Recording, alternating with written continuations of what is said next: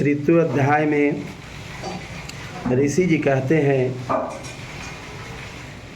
कि दैत्यों की सेना को इस प्रकार तहस नहस होते देख वह दैत्य सेनापति बिछुर क्रोध में भरकर अंबिका देवी से युद्ध करने लगे। युद्ध करने को आगे बढ़ा।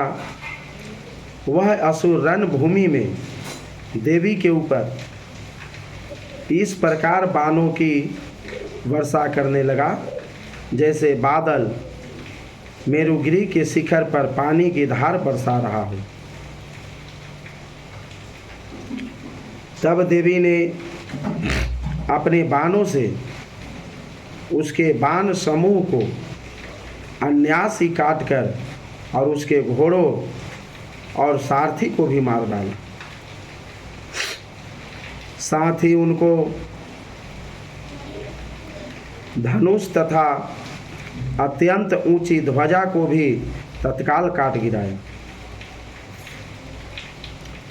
धनुष कट जाने पर उसके अंगों को अपने बाणों से बांध डाला और धनुष रथ और घोड़े और सारथी के तष्ट हो जाने पर असुर डाल और तलवार लेकर देवी की ओर दौड़ा। उसने तीखी धार वाली तलवार से सिंह के मस्तक पर चोट करके देवी की बाईं भुजा में बड़े वेग से प्रहार किया। राजन देवी की बाह पर पहुंचते ही वह तलवार टूट गई और फिर क्रोध से लाल आंखें करके उस राक्षस ने शूल हाथ में ले लिया और उस महादैत्य ने भगवती भद्रकाली के ऊपर शूल चलाया और वह शूल आकाश से गिरते हुए सूर्य मंडल की भांति अपने तेज से प्रज्वलित हो उठा। उस शूल को अपनी ओर आते देख देवी ने भी शूल का प्रहार किया और उससे राक्षस के शूल के सैकड़ों टुकड़े हो गए। साथ ही महादैत्य चिछुर की धजियां उड़ गई और वह प्राणों से हाथ धो बैठा। महिषासुर के सेनापति उस महापराक्रमी चिछुर के मारे जाने पर देवताओं को पीड़ा देने वाला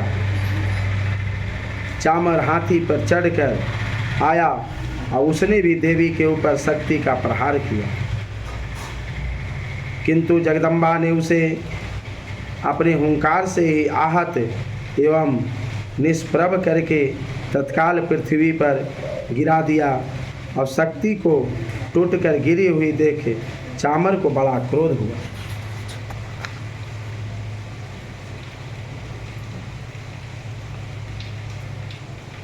अब उसने शूल चलाया किंतु देवी ने उसे भी अपने बाणों द्वारा काट डाला।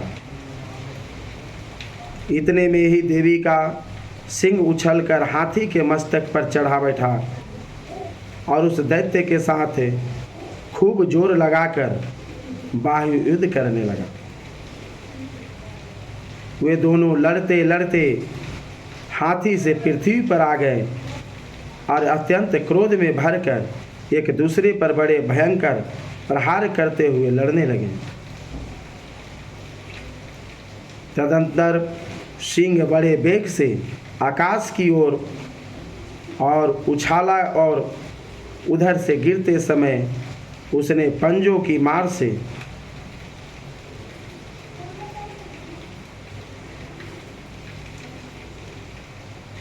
मार से चामर का सिर धड़ से अलग कर दिया। उसी प्रकार उदग्र भी शिला और वृक्ष आदि की मार खाकर रणभूमि में देवी के हाथ से मारा गया और तथा कराल भी दांतों, मुक्कों और थप्पड़ों की चोट से धराशायी हो गया। क्रोध में भरी हुई देवी ने गदा की चोट से उद्दत का कचूमर निकाल डाला और भिंदी पाल से वासकाल को तथा बाणों के ताम्र का अंधक को मौत से के घाट उतार दिया। 3 नेत्रों वाली परमेश्वरी ने त्रिशूल से उग्रासय उग्रवीर तथा महामनु नाशक दैत्य को मार डाला। तलवार की चोट से बिलाल के मस्तक को धड़ से काट गिराया। गदर और मसूर इन दोनों को भी अपने बाणों से जमलोक भेज दिया। इस प्रकार अपनी सेना का संहार होता देख महिषासुर ने भैंस का रूप धारण करके देवी के गणों को त्रास देना आरंभ कर दिया। किन्हीं को थुत्तन से मारकर, किन्हीं के ऊपर खुरों का प्रहार कर कर, किन्हीं को पूंछ से चोट पहुंचाकर, कुछ को सींगों से विदर्न करके और कुछ को वेग से, किन्हीं को सिंहानाथ से, कुछ को चढ़ कर देखकर और कितनों को निश्वास वायु को झोंक से धराशाही कर दिया। इस प्रकार गणों की सेना को गिराकर वह असुर महादेवी के सिंह को मारने के लिए झपटा। इससे जगदम्बा को बड़ा क्रोध हुआ। उधर महापराक्रमी महिषासुर भी क्रोध में भरकर धरती को खुरों से खोदने लगा तथा अपने सिंहों से ऊंचे ऊंचे पर्वतों को उठाकर फेंकने और गर्जना लगा। उसके वेग से चक्कर देने के लिए कारण पृथ्वी क्षुब्ध होकर फटने लगी और उसकी पूंछ से टकराव समुद्र सब ओर से धरती को डुबोने लगा। हिलाते हुए सिंहों के आघात से विदर्न होकर बादलों के टुकड़े टुकड़े हो गए। उसके श्वास की प्रचंड वायु के वेग से उड़े हुए सैकड़ों पर्वत आकाश से गिरने लगे। इस प्रकार क्रोध में भरे हुए उस महादैत्य को अपनी ओर आते देख चंडिका ने उसका वध करने के लिए महान क्रोध किया।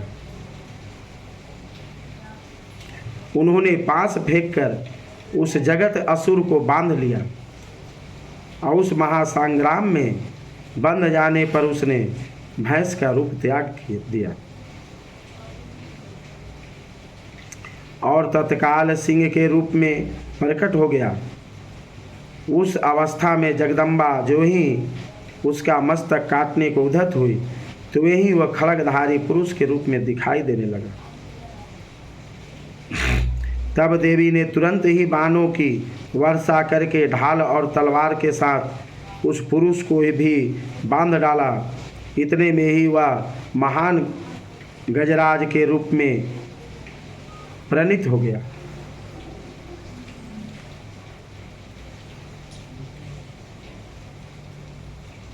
तथा अपने मुंह से सूंड से देवी के विशाल सिंह को खींचने और गर्जने लगा। खींचते समय देवी ने तलवार से उसकी मुंह काट डाली। तब उस महादैत्य ने पुनः भैंस का शरीर धारण कर लिया और पहले के ही भांति चराचर प्राणियों सहित तीनों लोकों को व्याकुल करने लगा। तब क्रोध से भरी हुई जगन माता चंडिका बारंबार उत्तम मधु का पान करके और लाल आंखें करके हंसने लगी। उधर वह बल और पराक्रम के मद से उन्मत्त हुआ राक्षस अपने सिंहों से चंडी के ऊपर पर्वतों को फेंकने लगा। उस समय देवी अपने बाणों के समूहों से उसके फेंके हुए पर्वतों को चूर्ण करती हुई बोलते समय उसका मुख मधु के मद से लाल हो रहा था।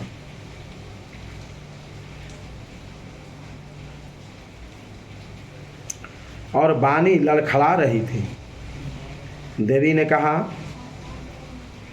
कि ओ मूर्ख, मैं जब तक मधु पीती हूँ तब तक तू क्षण भर के लिए खूब गरज ले। मेरे हाथों से ही तेरी मृत्यु हो जाने पर अब शीघ्र ही देवता भी गर्जना करेंगे। ऋषि जी कहते हैं कि वो कहकर देवी उछली और उस महादैत्य के ऊपर चढ़ गई।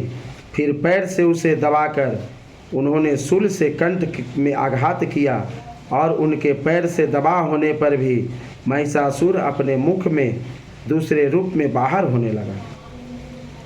अभी आधे शरीर से बाहर ही वह निकलने पाया था कि देवी ने अपने प्रभाव से उसे रोक दिया। आधा निकाला होने पर भी वह महादैत्य देवी से युद्ध करने लगा।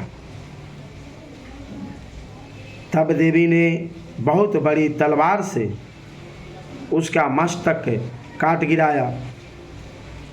फिर तो हाहाकार करते हुए दैत्य की सारी सेना भाग गई तथा संपूर्ण देवता अत्यंत प्रसन्न हो गए। देवताओं ने दिव्य महर्षियों के साथ दुर्गा देवी का स्तवन किया। गंधर्व राज गाने लगे और तथा अप्सराएं नृत्य करने लगी। इति श्री मार्कंडे सावरण के मन मंत्रे देवी महात्माय महिषासुर वधो नाम तृतीयोऽध्याय। दुर्गा महारानी की